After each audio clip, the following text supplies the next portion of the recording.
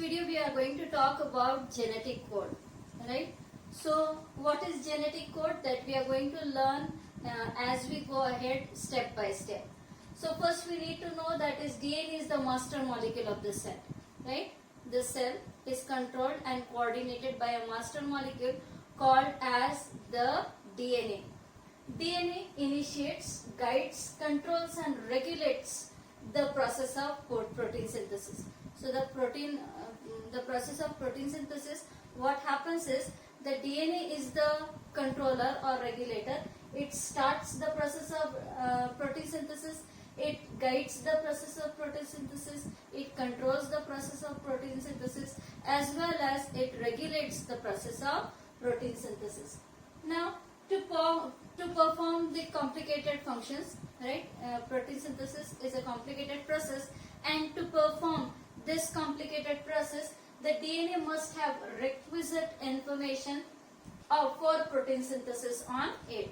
So, if that particular molecule has to perform a process of protein synthesis, how to do it, that information needs to be present on the DNA. This information is present on the DNA in the form of nitrogen bases or nucleotides. So, what is the form in which the information is present on the DNA?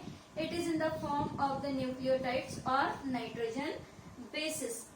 20 different amino acids are involved in the protein synthesis. So, no matter what protein you have to prepare, you need to have 20 different amino acids. There are 20 different amino acids present in your body. All of them are required to make a protein molecule, correct? So the 20 different amino acids are present in your body which are required for protein synthesis, but DNA has only 4 types of nucleotides, right? So, but DNA, how to put those amino acids in a proper sequence? The DNA has nucleotides, but DNA has only 4 nucleotides. How will 4 nucleotides give you information regarding the 20 amino acids? So there was a scientist called, so according to the FHC Crick, the name of the scientist, information for protein synthesis is stored in the form of coded language. How is information stored? He said that this information on the DNA is in the form of coded language. And that coded language is called as cryptogram, or it is also called as genetic code. Like in English we have A, B, C, D, those are the alphabets. In DNA we can call those alphabets as nucleotides, and when you put these alphabets together you can make words out of it, right? Just the alphabets will give no meaning to what we have to say. So the information of protein synthesis is stored in the form of the coded language. The language is in the form of codes, and that coded language is called as cryptogram, or it is also known as genetic code. Right? It contains code words or codons. So the language contains code words or codons. Right? Each codon has only, if you consider each codon having a single base A, T, G or C, a single base if you consider, then the 4 nucleotides will only tell you about 4 nucleotides. So it is not possible. There are 20 amino acids, and if one nucleotide tells us about one amino acid, what will happen to the rest of the 16 amino acids? So only 4 amino acids can be coded here if we consider that one nucleotide is coding for one amino acid, right? Then let us consider 2 amino acids 2 nucleotides coming together to code for an amino acid. So if you consider that, we get 16 possible different nucleotide combinations, but it is again not enough to code for 20 amino acids. Then if we consider that a codon, a single codon has 3 nucleotides, right? Has 3 nucleotides or 3 bases or 3 nucleotides, then if you consider 4 multiplied by 3, we get 64 possible combinations of codons, and now we can say that the 20 amino acids are coded by 64 codons, right? There was a scientist called as Gamow, and he suggested that there must be combination of 3 consecutive nucleotides. So on a DNA, 3 consecutive, 3 three consecutive nucleotides will make one codon, and one codon codes for one amino acid. So it is very clear that 64 different types of codons can be true or can be used to code 20 different amino acids. So in the dictionary of the genetic code, when we talk about the dictionary of genetic code, each codon, that is word, has a triplet codon. So when we talk about codon, which in other word means word, has triplet codon. That means a single codon is made by 3 nitrogen bases. Either it may be AUG or UUU or UAG or GUA or CAU and so on. Correct? So these are the different codons, and they are each made up of triplet nitrogen base. So this is one nitrogen base, this is a second nitrogen base, and this is the third nitrogen base. Together the triplet of codon is called a single codon. Correct? 3 consecutive nucleotides will constitute the triplet codon. So there are 3 consecutive nucleotides which when come together form a triplet of codon. Genetic code is triplet, right? And the dictionary says that the genetic code, that is the words in the genetic language, is always made up of triplets, made up of 3 nucleotides or 3 nitrogen bases. When come together, 3 consecutive nitrogen bases when come together, we can say that it is a single codon or a word in genetic code dictionary. Now let us talk about the scientists Nirenberg and Mathai, right? A duo scientist, 2 scientists who work together, that is Nirenberg and Mathai, were able to synthesize artificial mRNA. So hey J scientist होते यांनी artificial रीतीने mRNA बनवून दाखवला. तो artificial mRNA त्यांनी कसा बनवला ते बघूया. Using only one type of nitrogen base. So त्यांनी mRNA बनवताना एकच प्रकारचा नायट्रोजन बेस वापरला, राईट. सो इथे दिसतो एकच प्रकारचा नायट्रोजन बेस आहे आणि हा नायट्रोजन बेसने त्यांनी एक सिंगल mRNA बनवला. दिसतोय का? You you you you you you you you पूर्ण mRNA वर फक्त युरॅसिल, राईट, हा न्यूक्लियोटाइड पाहायला मिळतोय, राईट. जेव्हा एका मेसेंजर आरएनए वर सगळे न्यूक्लियोटाइड्स एकसारखे असतात तेव्हा त्याला आपण होमोपॉलिमर म्हणू, राईट. सो नॅनबर्ग आणि मथायने काय केलं, एक होमोपॉलिमर बनवला using the single nucleotide, right. या होमोपॉलिमरचा वापर केला त्यांनी. Synthetic poly U sequence was transferred to protein synthesising enzyme. मग हा जो mRNA आहे तो प्रोटीन सिंथेसायझिंग एन्झाईमच्या हवाली केला आणि त्या प्रोटीन सिंथेसायझिंग एन्झाईमने एक प्रथिन तयार केलं. या आर्टिफिशियल mRNA पासून एक प्रथिन तयार झालं. A small polynucleotide molecule was produced and by linking up phenylalanine molecules. सो जो पॉलिमर तयार झाला किंवा न्यूक्लियोटाइड किंवा प्रोटीन्स तयार झाला तो कशाचा होता. हे 3 नायट्रोजन सिक्वेन्स जे आहेत ते एक फिनिलॅलॅनिन, मग पुढचे 3 सिक्वेन्सेस पुन्हा एक फिनिलॅलॅनिन नावाचा अमायनो ऍसिड जॉईन झाला. आणखीन एक फिनिलॅलॅनिनचा जो अमायनो ऍसिड आहे तो जॉईन झाला. असे करत करत सगळे फिनिलॅलॅनिनचे जे अमायनो ऍसिड्स आहेत ते एक दुसऱ्याला जोडले गेले आणि मग आपल्याला प्रथिनांची फिनिलॅलॅनाइन प्रथिनांची चेन पाहायला मिळाली. लेटर, राईट, जेव्हा त्यांना याच्यात यश आलं, एका आर्टिफिशियली सिंथेसाइज्ड mRNA होमोपॉलिमर जो होता त्याच्यापासून जेव्हा त्यांनी प्रथिनं तयार केले तेव्हा त्यांनी अशा वेगवेगळ्या प्रकारच्या अमायनो ऍसिड्स वर देखील प्रयोग केला. युरॅसिलच्या ऐवजी सगळे ॲडेनाइन्स वापरून पाहिले, सगळे ग्वानाइन्स वापरून पाहिले, सर्व जे आहेत ते ग्वानाइन सायटोसिन वापरून पाहिले आणि त्यांना जो होमोपॉलिमर मिळाला त्या होमोपॉलिमर पासून जे प्रथिनं तयार झाले त्यांचं असं लक्षात आलं की संपूर्ण प्रथिनं एकाच प्रकारच्या न्यूक्लियोटाइडने बनलेलं आहे, राईट. म्हणजे हे जे होमोपॉलिमर्स आहेत ते एकाच अमायनो ऍसिडला कोड करतात आणि ते सारखे अमायनो ऍसिड एकत्र आले की जो प्रथिन तयार झाला तो होता फिनिलॅलॅनिन, करेक्ट. सो आपल्याला निदान इथं हे कळलं की यू यू यू चा जे सिक्वेन्स आहे तो कशासाठी कोड करतोय, एक अमायनो ऍसिड आणि त्या अमायनो ऍसिडचं नाव आहे phenyl ॲनलिन.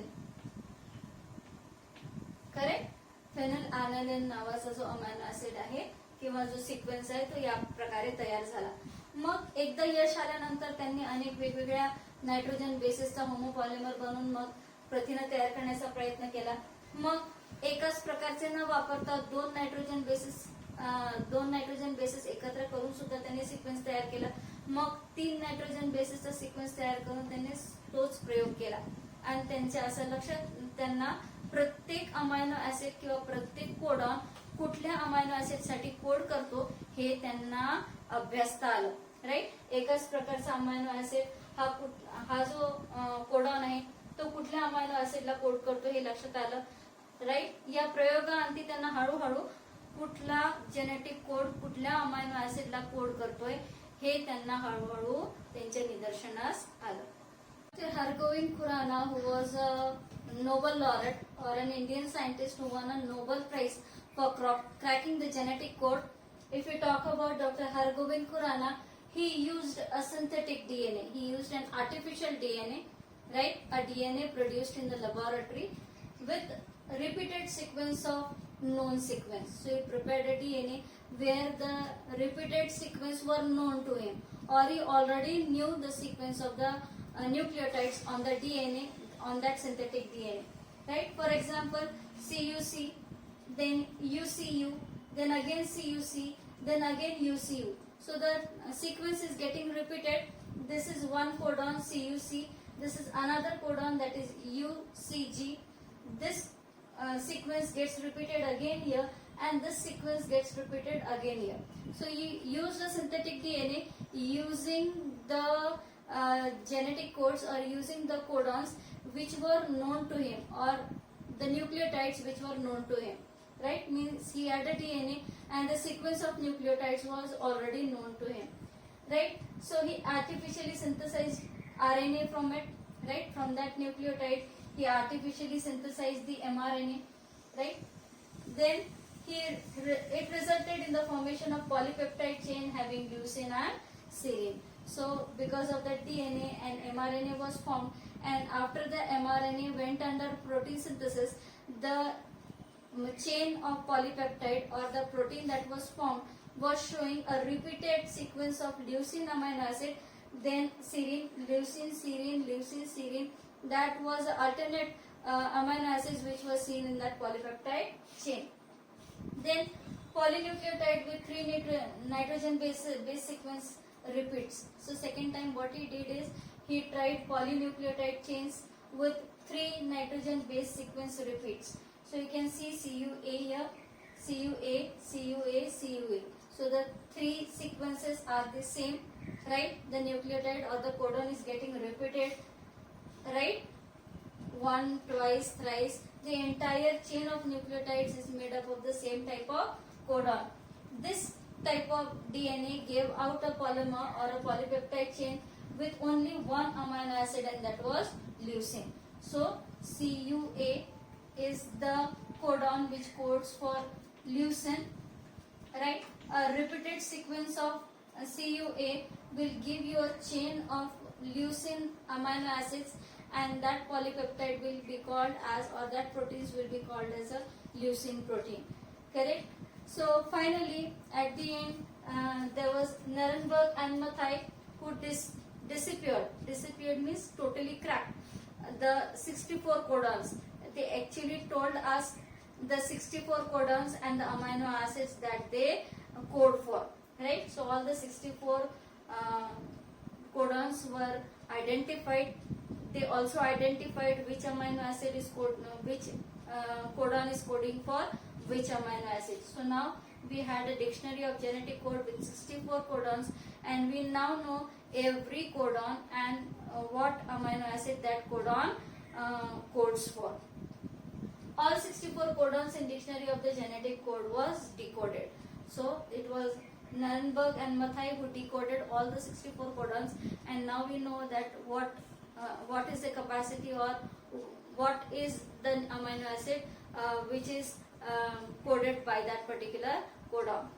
So during replication and transcription in protein synthesis we learnt about, or before protein synthesis we saw that the replication of DNA takes place, then we saw the transcription process in the protein synthesis, and where a nucleic acid, that is a DNA, nucleic acid means nothing but DNA, is copied to form another nucleic acid or a DNA. So one DNA is used, it is copied down to form another DNA. The two processes are based on complementary principle. So copying a DNA from a DNA, the principle on which it is based is called as complementary principle. When we talk about translation, that is the second step in protein synthesis, the genetic information is first transferred to a polymer of nucleotides, right? From DNA, the information is transferred to the mRNA, that is the polymer of nucleotides, and from the polymer of nucleotides, the information, or it forms the polymer of amino acids. So in translocation what happens? Genetic information is getting converted into a polymer that is made up of nucleotide. This nucleotide polymer then gives rise to a polymer of amino acids. Here complementary principle does not work. So no complementation takes place here. From this it is clearly evident that it is proved that changes in nucleic acid or genetic material will result in change in the amino acid of the protein. So if the nucleic acid changes, or there are changes inside the nucleic acid, it will lead to the change in the sequence of amino acids in a protein. This clearly explains that genetic code directs the sequence of amino acids during synthesis of proteins. So we know that the change in nucleic acid will lead to the change in the sequence of amino acids, and that tells us that the genetic material is directing the process of protein synthesis and the sequence of amino acids during the process of the protein synthesis. Students, let's talk about the characteristics of genetic code. It is asked many a times in the exams. The first characteristic of genetic code is the genetic code is triplet code. Correct? A genetic code or a genetic language is always present in the form of triplets. The three nucleotide sequences come together to form a single code or a single codon. Right? So what does this statement means? Genetic code is a triplet codon means three consecutive bases constitute a codon, right? Three consecutive bases, for example A, U, G together will constitute a single codon. A codon specifies one amino acid. A single codon will specify or will talk about only about a single amino acid, right? Apart from that amino acid, it will not consider any other amino acid. The base sequence in a codon is always read in the 5-3- direction. So if you have to read the codon, it has always to be read in the 5-3- direction. That is, you will read it as AUG, you will never read it as GUA. Correct? So in living organisms, the genetic code is triplet. So the genetic code or the coded language of genetics is present in triplets. So the second characteristic is the genetic code has distinct polarity. So as you know, your earth has polarity. It is having a north pole and a south pole. Correct? Similarly, genetic code has a polarity. You have to read a genetic code in 5-3- direction. Never it is read in 3-5- direction. What will happen if we read it in the opposite direction? That is 3-5-. The message will change. Right? For example, you are reading it as AUG. This will code for an amino acid, but if you read the codon in a reverse direction, it will change the message. So children, the third characteristic is genetic code is non-overlapping. Right? You understand the meaning of overlapping. Right? So a single base pair is a part of a codon and it cannot be part of the other codon. For example, AUG is here. It is a single codon. CAG, the next triplet of codon, is another codon.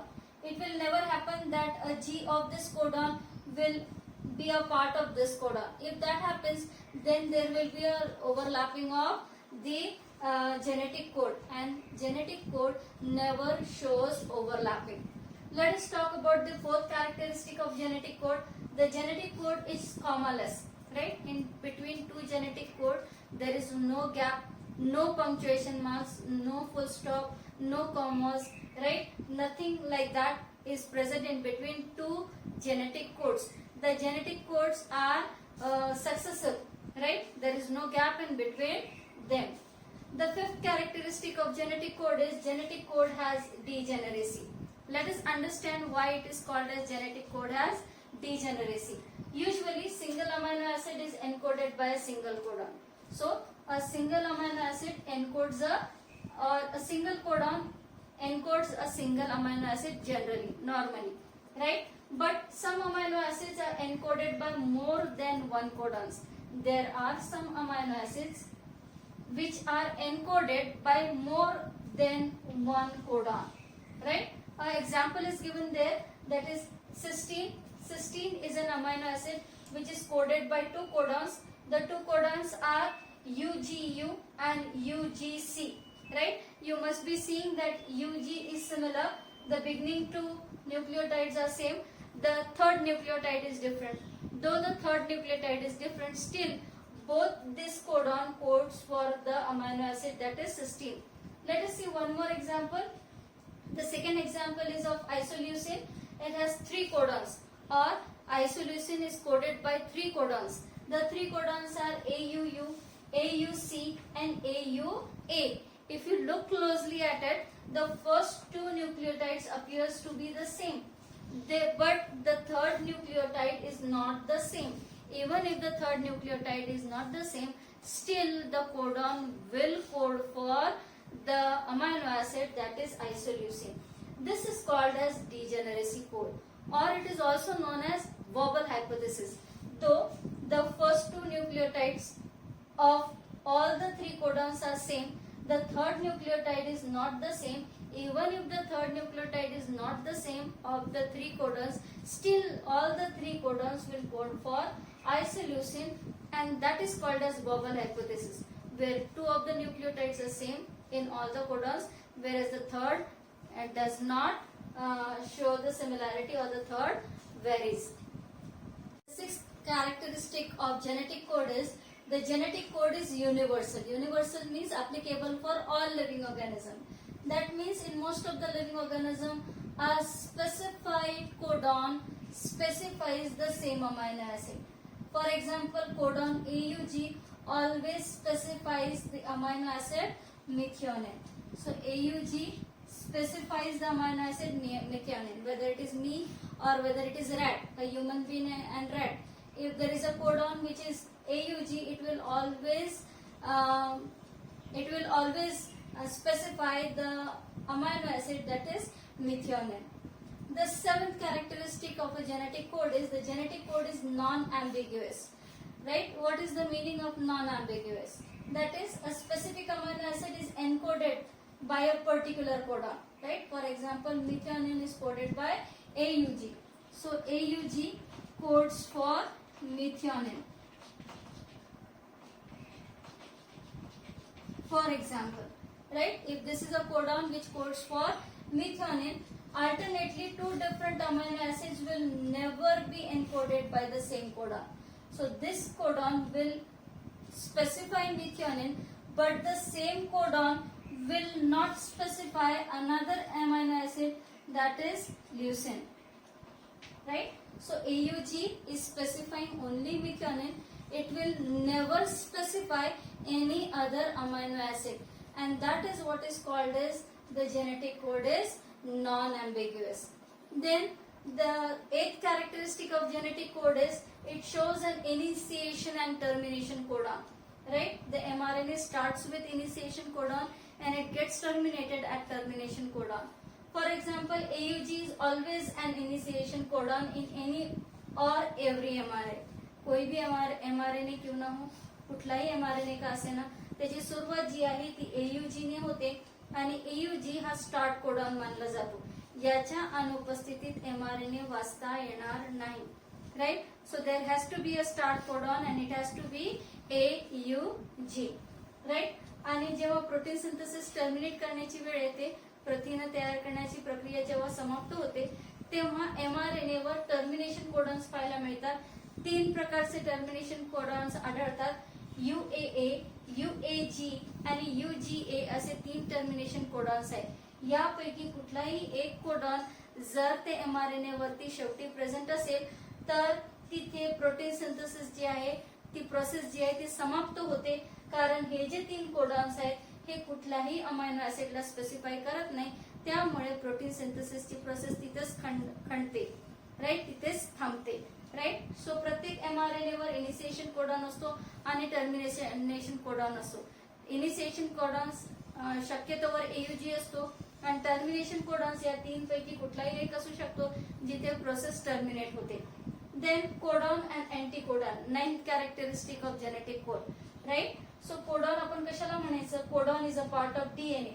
Right. DNA वर असलेल्या 3 न्यूक्लियोटाइडच्या सिक्वेन्सला आपण codon म्हणतो. For example AUG हा codon आहे कारण हा डीएनए वरती प्रेझेंट आहे. AUG ला जेव्हा आपण डीएनए वरती वाचतो तर we read always in 5' 3' direction. आपण याला वाचताना नेहमी या प्रोसेस या पोलॅरिटीने वाचू. We will always read the A first, U second and G third. Right. Anticodon जे असतात ते tRNA वर प्रेझेंट असतात. राईट. अँटीकोडॉन्स tRNA वर प्रेझेंट असतात. फॉर एक्झाम्पल AUG हा कोडॉन आहे. राईट. हा डीएनए वरती प्रेझेंट आहे.